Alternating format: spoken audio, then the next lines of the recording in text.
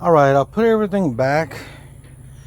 I'm sorry I didn't videotape assembling everything, or record, excuse me. Videotape. Showing my age. The connectors on this side were all color coded, so if you don't know your colors, then you shouldn't even be doing this. Over here on this side, since I only had one white come from the control panel,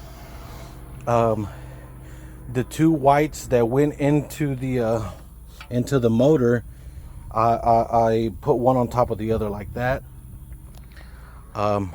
because that's the only way they were both going to get a return. I believe they're neutrals.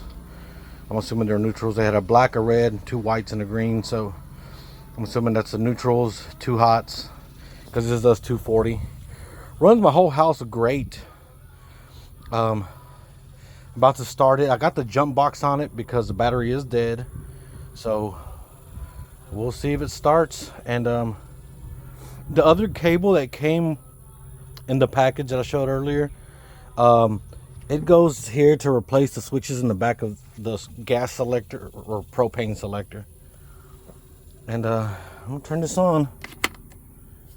And let's see, battery on. Let's see if I don't blow something up.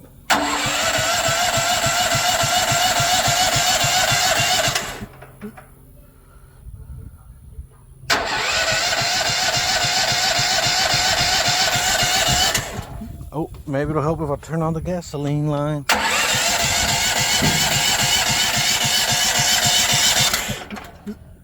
It'll get in a second.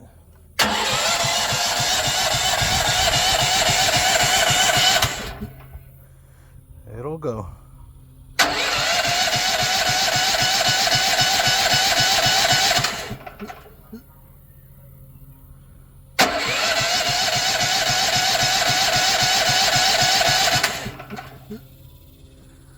It's wanting to. Let me see. Choke lever open. Let's close the choke. Let's try it again.